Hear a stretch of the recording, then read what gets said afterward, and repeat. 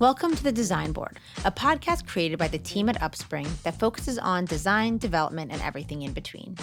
We invite innovators in our industry and explore topics that support your growth in every way. The Design Board is a proud member of Surround, a podcast network from Sandow Design Group featuring the architecture and design industry's premier shows. Check it out at surroundpodcast.com. Hi, everyone. I'm your host, Caroline Saba, Vice President at Upspring, a PR and digital marketing agency dedicated to the design industry. I'm joined by three incredible industry professionals, and today we are going to be talking about the importance of championing sustainability as we look to create a greener future. But let's start off with some quick introductions.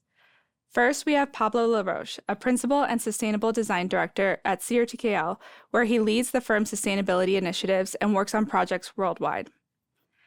I'm also joined by Stephen South, Design Director at Spectorgroup. Stephen champions the firm's mission to create meaningful spaces reflective of design excellence, sustainability, and innovation.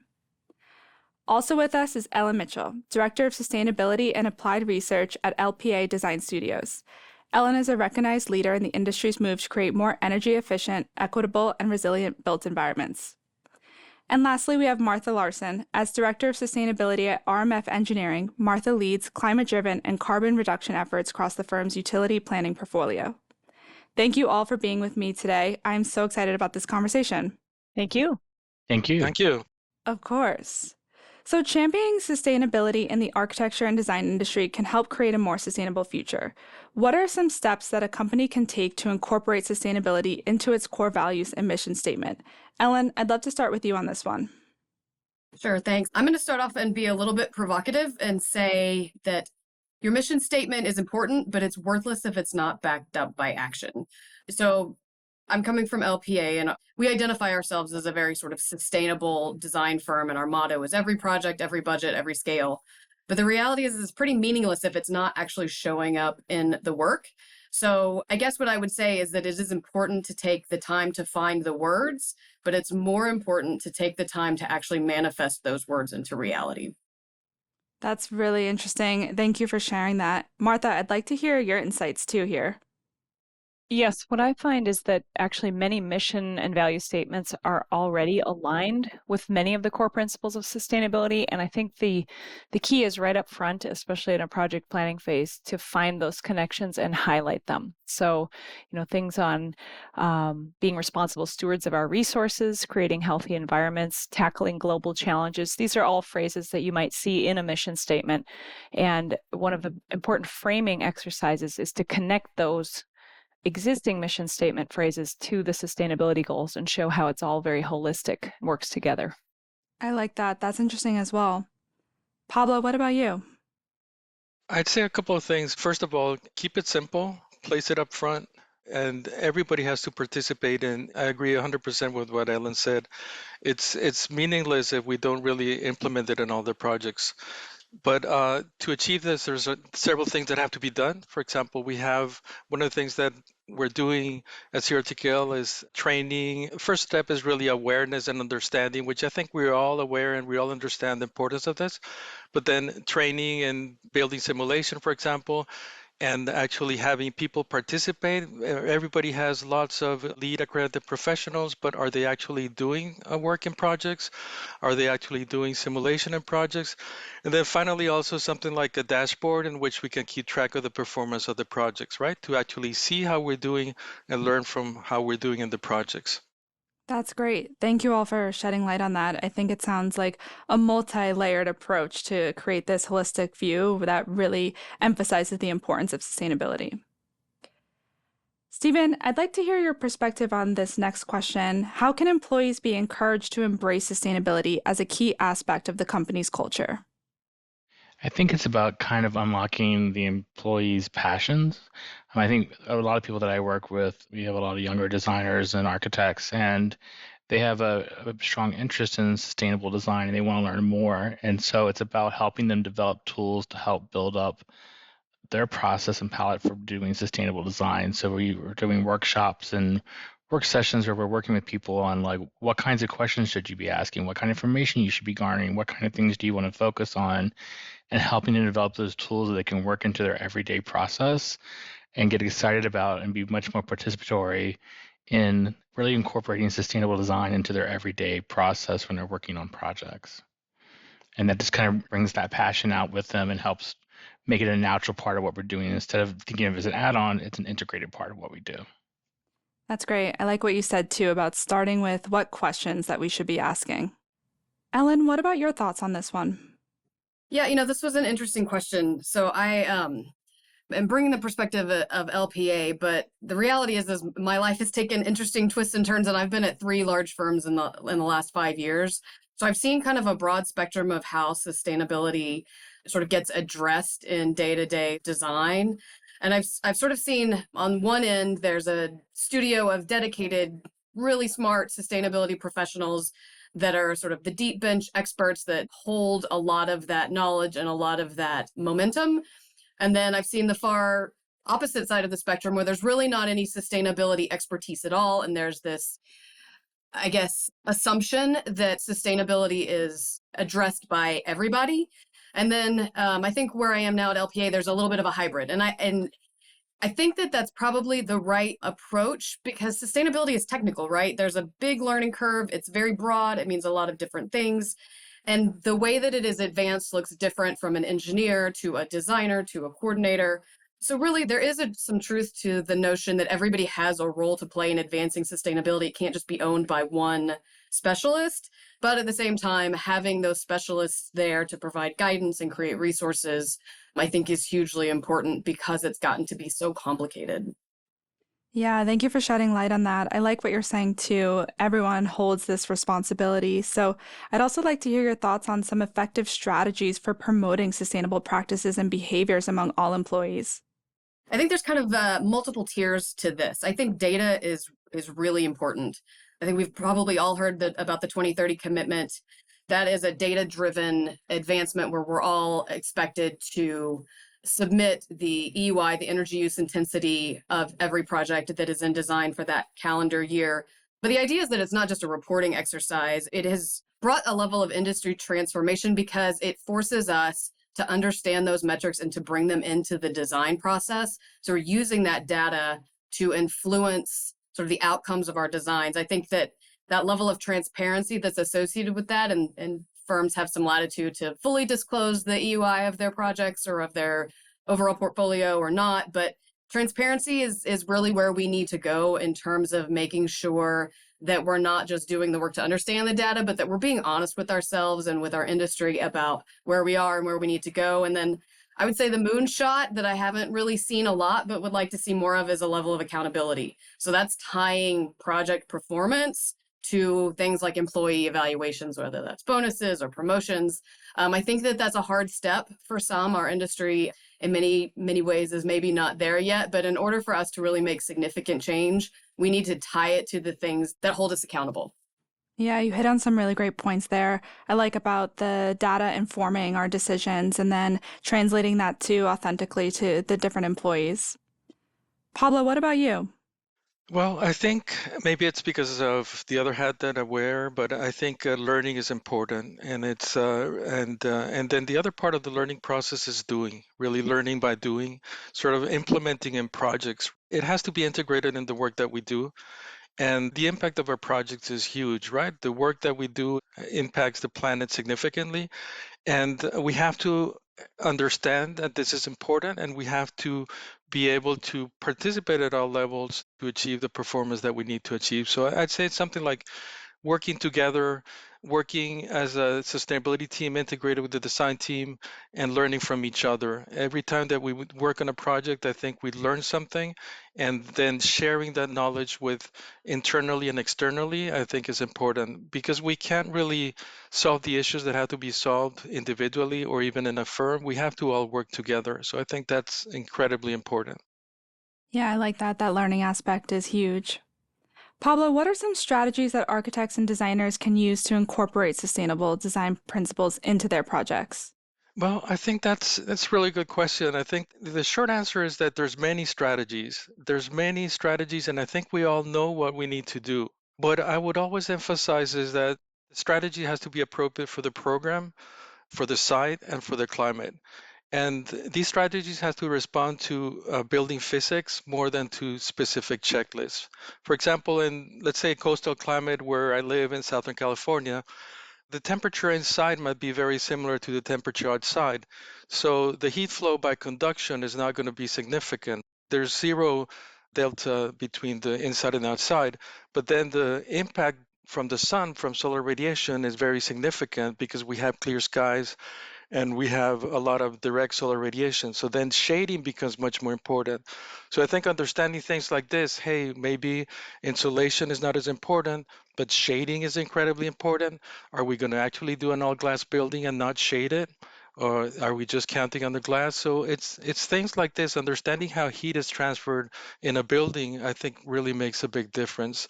So things like daylight, natural ventilation, shade, these are all basic principles, and it's just a matter of understanding how to implement them in buildings and make beautiful buildings that respond to these principles also. That's great. Stephen, what about you? I think speaking from of a more interior design point of view, because most of our practice, what we do is commercial interiors, we really train our designers and planners to really think about it starting at the upfront process during programming and planning.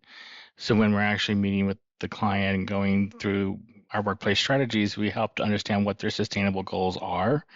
And we start looking at sustainable processes through planning and programming and how we can help create planning strategies that help make more efficient layouts that help support sustainable goals, whether that's making better use of space for lighting and for energy use, or coming up with waste management strategies to help reduce the amount of waste that's produced at the workspace. So we start with that, and then as we move into design, we start thinking of design as how can we design a space with, having the least amount of impact. And that's from the kinds of materials we use to how much materials we use and how to be very smart and effective with that in our designs. And we also do a lot of research not only on healthy materials, but also local materials to where our projects are, and think about that whole life cycle of the materials, because that's where we have our biggest impact in what we do, is through the materiality of the project. Yeah, I think that part's so important. Ellen, what are some strategies that you have? Pablo, I appreciated your hesitancy when you saw this question, because I also was struggling with oh gosh, I don't even know where to start with this. But I think what I've learned over the last couple of years when trying to sort of set up sustainability processes is that there are a couple of things that we can do that start to knock down the dominoes for all the things, for the materials, for the climate, for the performance. And the key to that, or a key to that, is it's all about integrative design, right? It's all about bringing the right people, the right stakeholders to the table early in the design before some fundamental decisions have been made. Stephen, to your point about goal setting, making sure that we're very clear-eyed about what it is that we are trying to do as a group that includes clients and disciplines, and making sure that we understand the sort of metrics of success for those goals. So I would say integrative design from a process perspective, and then from a tools perspective, I really have seen the industry incorporate the AIA's framework for design excellence. And I know it's an AIA offering, but that it's not meant to sort of be exclusive to the architecture scope. It's really a way to think through an integrative process and a holistic sort of look at any given project through their 10 measures. And it's everything. It's things like materials, it's things like ecology, it's things like community and well-being. So it really gives us some guiding questions. It gives us some tips and some tricks and some even priorities. If you could only do one thing in terms of energy efficiency, look at this.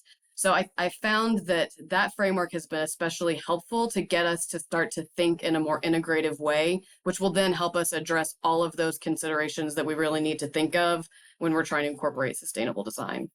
Yeah, that's great. I love that perspective.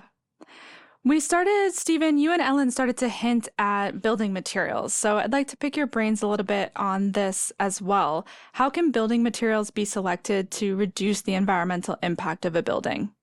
Ellen, we can start with you on this one. Sure. When I think about materials, I like to broaden it out a little bit, because I think the environmental impact is one side of the coin, but the human health impact is the other side of the coin. And there's been a lot of movement in both regards in the last, 8 to 10 years to get us to really understand the upstream and downstream implications of materials. I mean, almost to the fact, or to the extent that it's overwhelming. There are so many labels now. There's EPDs and HPDs and declare and cradle to cradle. But there's also databases like Mindful Materials that can help us sort of make sense of it all. And then the other sort of aspect that I'm excited about is the SE 2050. And we just signed on to that. That's the structural engineers' commitment to looking at the carbon impacts associated with building materials, structural materials specifically, but the embodied carbon calculation, which is the carbon emissions associated with the manufacturing, transport, and extraction of building materials. That sort of challenge that's asking us to make decisions based on those emissions impacts. I can see that it's following the same trajectory that Architecture 2030 did for the 2030 commitment 10 plus years ago, in that it's setting goals, it's expecting us to sort of modify and evolve the way that we're selecting building materials. So I do see that there's not only a lot of infrastructure in place, but there's also some very concrete steps to help us think more deliberately about the impact of our materials. That's great. Stephen, what about you? Yeah, I absolutely agree with what Ellen just said. I think, there's so much when it goes into selecting materials that you can, delve into research. And with healthy materials alone, it gets quite complex for some people. I always kind of joke, especially interior designers and architects, we weren't always trained to be chemists. And sometimes when you're looking through things, it gets very technical. So you're having to learn, just like we have our own sort of language within our own AEC community, there's also a language that you're having to learn when you're looking at that kind of information that impacts healthy materials. And then on top of that, you're looking at how the materials are also impacting other elements of the environment, like what is the energy used to produce this material, to extract this material? How does that impact how it gets to the site and installed, and what happens to that material at the end, and how that impacts the actual environment? So I think that's one of the things we've been working with designers on, is really coming up with this sort of base list of questions they start with. So when they're working on material selection, they know where to find the information they need to help them make those decisions and help them present it to clients to make those decisions ultimately for their projects. And just kind of finding that balance and not feeling overwhelmed. It's helping them to find tools so that they don't feel overwhelmed by the process, and that they can take it in, and that they understand it's something you're going to be building over time, that knowledge base. And the more you do it, the more you gain, and the more you'll grow into those tools. Yeah, I think that's great. The educational aspect sounds so important. So, like you're saying, it doesn't feel overwhelming or daunting. I'd like to talk about challenges next. What are some of the key challenges aside from building materials and the knowledge there? What are the challenges facing architects, designers, and engineers who want to prioritize sustainability in their work? Stephen, maybe we could start with you on this one. I think the market has changed so much on that. I think that some of the challenges is getting clients to buy in on some of the sustainable aspects of a project. So some things you can do, they add costs, but what they do is they add value. So that's an easy sell to a client, because when you talk to a lot of clients, a lot of them would like to do the right thing. Some want to go for certifications to help monitor that they're doing the right thing, or help provide, that extra level of specificity they can share with either their clients, their customers, or their employees. And others, while they see it's nice to do, they don't always feel driven to do that. So the challenge is sometimes with clients now is how to incorporate that so they're actually doing it, implementing it, and being held accountable for that. And I think through some of these certification processes, it allows for that accountability to be there. They're not always 100% perfect, but that's why they're always evolving. But it's getting clients to really buy into that accountability and letting that be part of the process.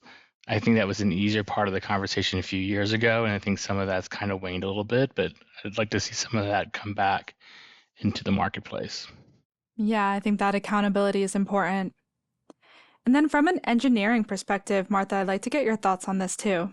Sure. I mean, I'll sort of echo what Stephen said. It applies to all the disciplines, which is cost and time are two of the biggest challenges. But further to that, the cost conversation is about value and understanding what life cycle cost benefits there might be, even for a slightly higher or even a significantly higher first cost, what incentives or rebates can be applied to offset that first cost. So there's kind of a lot of layers to that cost discussion that have to be translated into value and long-term value.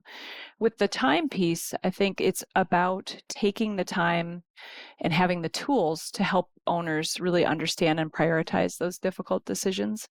That can also kind of bleed into the challenges with an internal structure for owners. Are they structured to make rapid decisions? Are they structured to kind of maintain that momentum?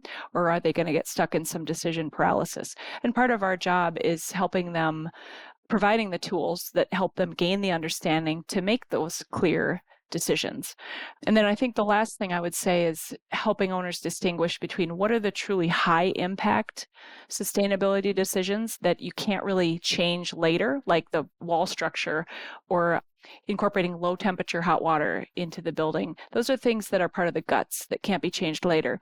Making our roof solar ready, but maybe not buying the panels, is something that on the outset might have it's more visible, but it's also something that could be deferred and easily added later. So helping owners understand what are the high impact things, even if they're not the most flashy and the most visible, but those things that will make a big difference for the long term and can't really be changed later.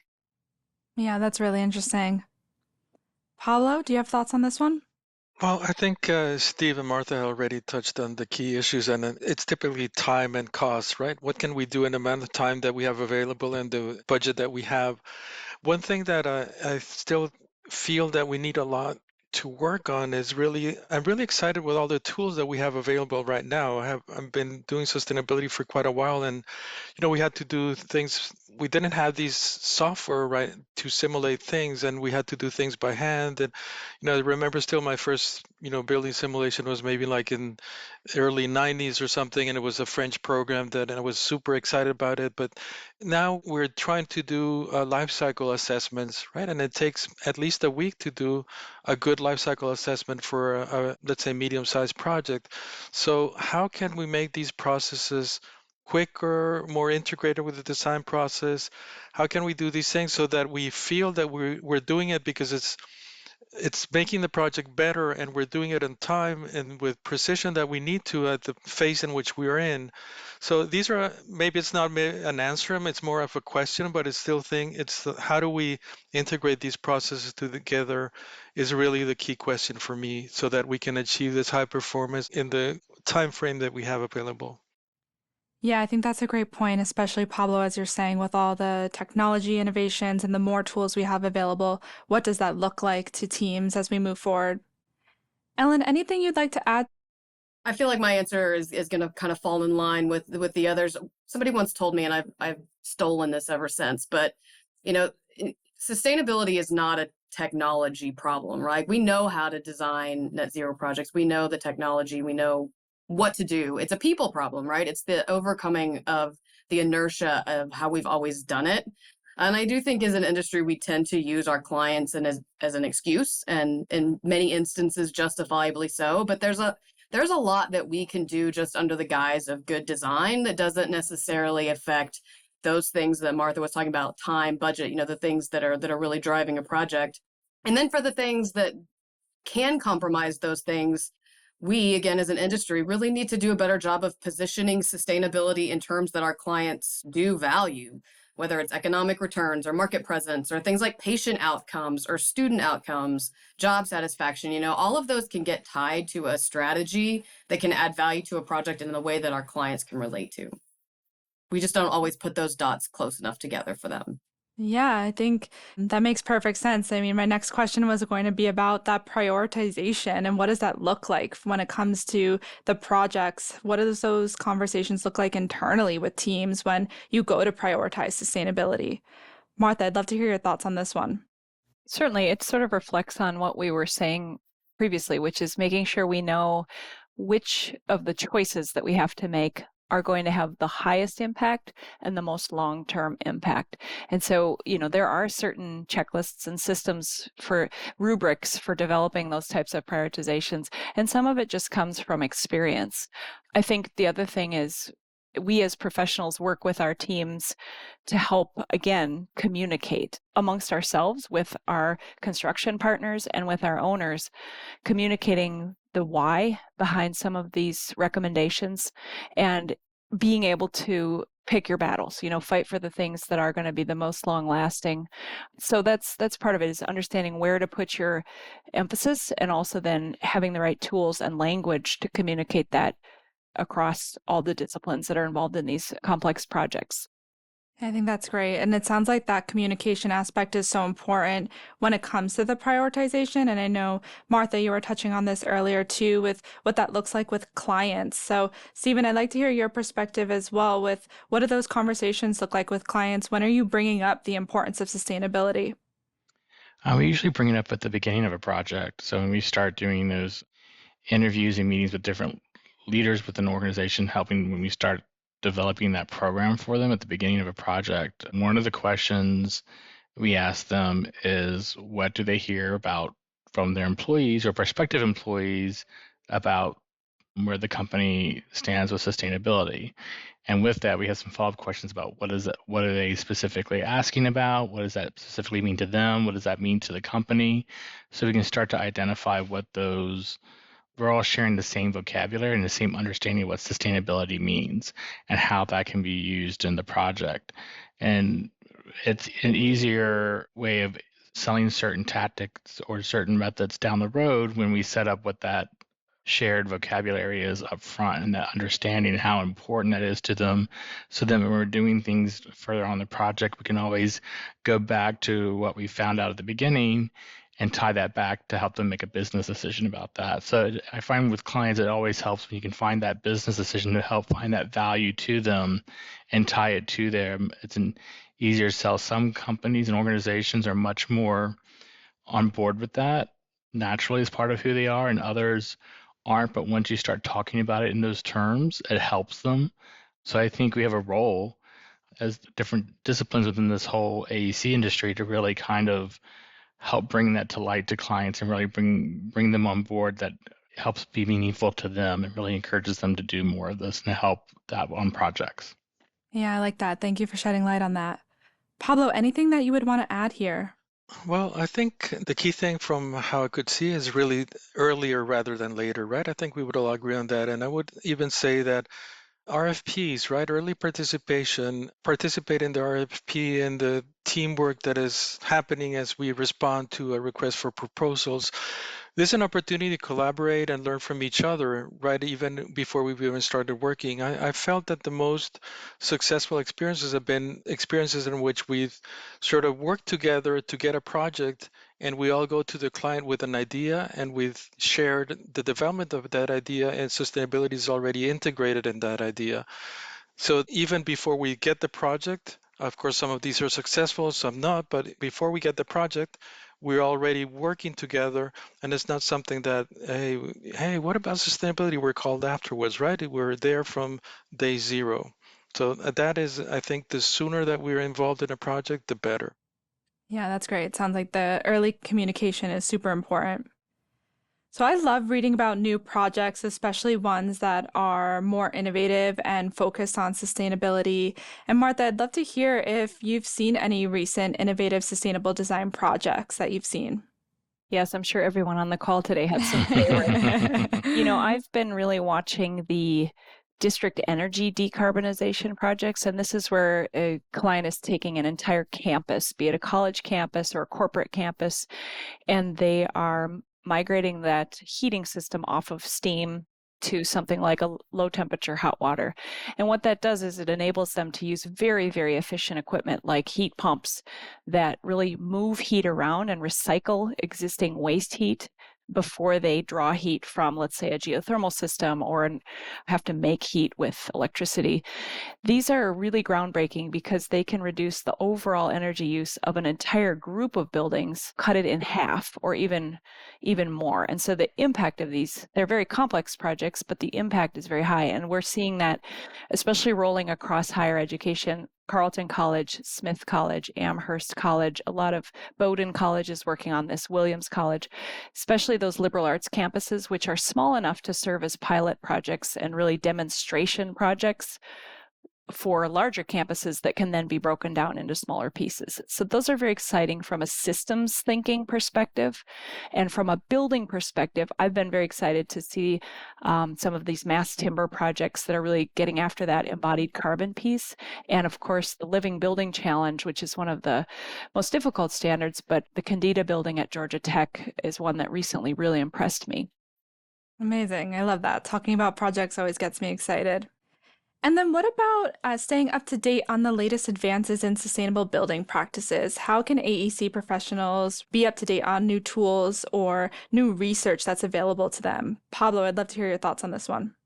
Yeah, I think there's a lot of opportunities right now. There's lots of sources of information. I think more is the challenge of like where to look for the information and what information is valid, right? I'd say that important opportunities are networks, conferences, of course, research, actual published research in technical journals, collaborating in research with academia. And then there's groups like one of my favorite ones is the Society of Building Science Educators, SBSE, has a free listserv, and you just ask a question and people start responding to it, as in many groups like the Building Green Peer Network, the Large Firm Roundtable. I found that there's passion in these groups, and it's really selfless, right? People want to share what we all might be competing at some point with each other for a project, but we all want to do the right thing. We all want to help each other. Again, we all understand that we have to learn from each other, and there's opportunities from learn from each other. So I think all of these networks are good opportunities. All of these conferences, again, research, lots of opportunities to learn and advance the work that we need to do. Yeah, those are some great tools. Martha, what are your thoughts on this one? It's a lot of what Pablo said. I'll add that we often learn a lot from manufacturers and suppliers who are really pushing the envelope on developing new technologies, and just having them come and do a lunch and learn or joining a webinar has really been useful in the engineering practice. And I also find there's a lot of resources in the federal government system, the Department of Energy, the Better Buildings Challenge. They are always free and available, and there are a lot of newsletters that can come right to your inbox. Everybody wants a bigger inbox, I know, but there are a lot of well-organized resources through the national labs and the federal government as well. Yeah, that's great. Stephen, anything you'd like to add to this one? Yeah, I agree a lot with what Pablo and Martha said. I think to add or just enhance what they said, the nice thing about living in New York, there's some great organizations here. I've encouraged people here to seek out what Parsons is doing with their Healthy Materials Lab. We have NYSERDA here, which also puts on some great events. And then the local Urban Green Council does a really great job, as well as putting on events. And I agree with what Pablo and Martha was saying. It's great for people to get out there and actually meet other people in our industry who have similar passions, and you get to find out who other people out there have great knowledge you can reach out to, and you can build your own network of people who, when you're trying to work on something and you have questions, or you can at least reach out to them and ask them questions as well beyond just the typical resources, and it helps you build that sort of broader resource network. That's great. We did a podcast recently too on the power of networking, so I definitely agree with you there. And then we've talked a lot too about data informing decisions. So this sort of ties into that as well. How does sustainable design impact the overall cost of a building or a project? And when are we looking at that? Ellen, I'd like your thoughts on this one. Yeah, I'm glad you tossed this one to me because this is a big pet peeve of mine. I hear so often that the cost assumption is so often used as an excuse to simply dismiss sustainable design altogether. And more often than not, almost exclusively, it's not based on any actual pricing of strategies or systems. That's not to say that it can't be more expensive. It's all about timing. It's all about, as we were talking about earlier, bringing the right people to the right table. It's about optimizing those passive design strategies, looking at the climate, like Pablo was saying. Those free things like massing and orientation and glazing placement, those are the things that if you design them with that kind of consideration in the first place, then it doesn't necessarily cost more money. But the key is that you have to start there, and you have to start early, because it is going to be more expensive if you get halfway through the design and you think, what can I do around sustainability? Well, at that point, you've sort of aced yourself out of many options and most of the free ones. So you are starting to talk about more expensive systems or on-site renewable energy. But so often when I hear people talk about sustainability being too expensive, it's very rarely based on any actual dollars and cents. Yeah, that's really informative. Martha, what are your thoughts on this one? Well, I'd just like to say here to what Ellen said. Jumping to conclusions about cost before really evaluating in an intelligent way is one of the things that frustrates me as well. But it does depend on how we're looking at cost versus value again, and especially if we're able to incorporate life cycle cost, I think that's really important. And I'm just going to echo again what Ellen said, which is the sooner that we incorporate sustainability and make it actually integral to the process and integral to the project, you can capitalize on those free things like orientation and massing, and even in your mechanical systems, putting in a pipe that's a little bit larger diameter so that you can use lower temperature hot water. It's going to save a lot of energy and it's the same amount of labor. So if you think about that up front, you can really minimize that cost impact. That's great. For my next question, Ellen, I want to start with you on this one about policy changes. What are some potential policy changes that could help encourage more sustainable building practices in the industry? Yeah, I'm excited about this one because I think there's a lot that's been happening within the last year.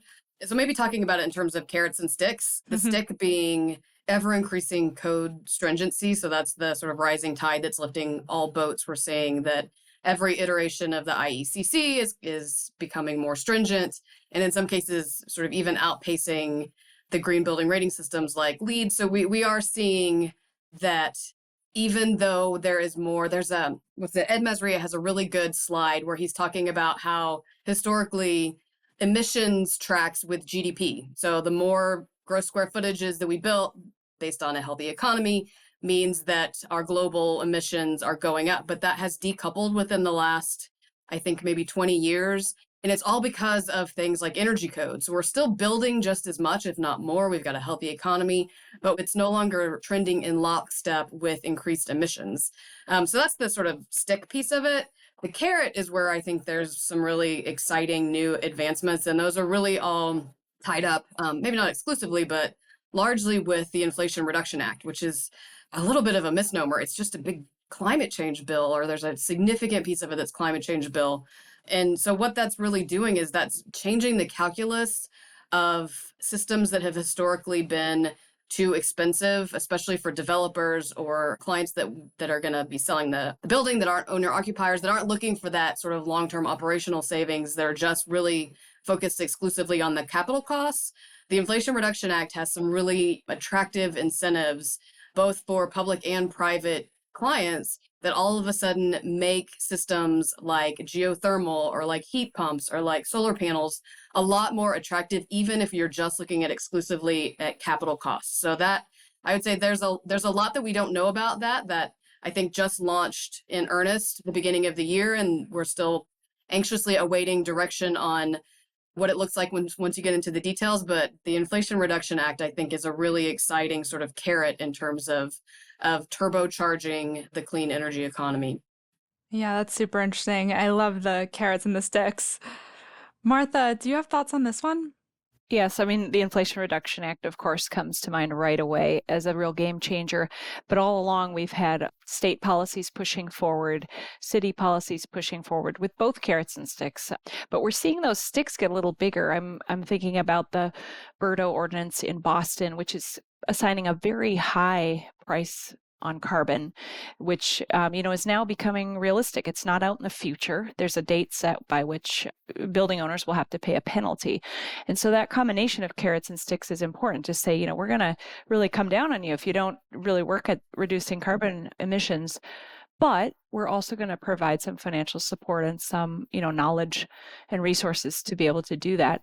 And lastly, I'll just add that I think where policies, some of the most interesting developments to me in policies is where we're connecting social cost of carbon and justice and equity alongside literal carbon reduction in more of a quantitative mindset, because it is so holistic. All of those things are so interrelated. And so the policies that really get at that interconnectivity are the ones that I find most interesting and most promising. Thank you so much for sharing that. So I think what's really interesting too, from my perspective, is just it's so clear how important sustainability is, and especially as it relates to the work that you all do. And I think seeing more people become more concerned and passionate about these changes too. So just going back to data informing our design decisions, I'd like to hear how it can come full circle and what are some ways we can measure the impact that these projects or these initiatives that are being put in place have over time. And Paulo, I'd like to hear your thoughts on this one. Sure, I think it's important to measure in two areas. Impact on the occupants, right? How are the occupants in the building? Is the building helping them do whatever they need to do in the buildings? Is it a healthy building? Is it providing whatever it needs to do for these occupants? And also then the building's impact on the environment. So it's measuring these two things, right? It's again impact on the occupants, impact on the environment. So occupants impact maybe we need to do more and post occupancy evaluations, right? Sort of getting feedback on what the occupants think about the building, what's working, what is not working. Personally, I have not done many of these. I hope other people are doing more. I think it's incredibly important. We learn from them and we can do better buildings by doing this. The other part of this is really just looking at actual performance and metrics of buildings. Now, we do a lot of simulations to design the buildings as accurately as we can, but all of this is, let's say, for example, when we do an energy model, is informed by a weather file that is generated maybe, at the very best, maybe the 30 previous years. It's not necessarily based on what the next year is going to be or the year after that. So we need to really see if the building is performing as it should be performing. And again, these are opportunities to learn from the buildings, to learn from building performance itself, and not just from the modeling phase before. That's So great. yeah, I think it's just people and buildings. So impact on these two. Yeah, I definitely agree. Stephen, anything that you'd want to add to this one? Yeah, I absolutely agree with Pablo. I think that's the best way to sort of describe that. I think we do try to do some post-occupancy evaluations with our clients, and oddly enough, one of my favorite things is to, especially if we've done centralized waste management with them and really help them plan that in their project, I always like going back to see how that's impacted how much waste they reduce on a daily basis and how that works out with the employees and people in their facilities. Because one of the nice things is we can do a lot of things to design things that when the project is built, it's designed to meet certain sustainability goals, but it's also nice to design things where actually the people who are actually there, the inhabitants, can actually help contribute to it as well. And one of those is usually with centralized waste management because every one of us produces waste every day of some kind, and how we get rid of that and how we can minimize that has a huge impact. So understanding how that changes for people and organizations over time is always kind of great. I always find that interesting measurement because we can always get better at that. And I think it's also important to kind of check in with clients over, you do it after, 60 days, 90 days, 6 months, but also 2 and 3 years to see how things are holding up. One of the things we like to talk to clients about is every time I work on a project, I always ask them, are there things that you want to reuse? What do you have now that you want to keep? And can we reuse that? And when we're working with them, helping them make investments in things that when their lease ends in 10 years, if they don't stay, can they take the things they have with them and reuse them again? And that helps to reduce a lot of potential waste, especially when it comes to interiors. Furniture has a huge impact on waste, and a lot of times furniture's when a project's end, when their 5 or 10 year lease ends, a lot of times companies dump that furniture even though it's very good. And how can we find ways to divert that from waste streams and make them live longer? And so I try to work with clients to, it's like fashion. You don't want fast fashion because that's not great for the environment. You want to have things that can hold up over time and you're just not just getting rid of every few months. And I think we need to think about the built environment that way too, because if we're throwing everything out every 10 years, every 5 to 10 years, that's contributing a lot to waste. And I think we can be smarter about how we do that and how we can position that for our clients. Yeah, you shared some really great examples. I think the life cycle and longevity of these projects is so important to the contribution of creating a greener future. This has been such an insightful conversation. I really appreciate you all sharing your insights and perspectives and ideas. So thank you again for being here with me today. Thank you for the invitation. Yes, thank you for inviting us. Thank you very much. Thank you so much for listening in with us today. We hope you leave inspired by the ideas in today's episode. For more, follow Upspring on LinkedIn and Instagram, and don't forget to check out the amazing lineup of shows brought to you by the Surround Podcast Network at surroundpodcast.com.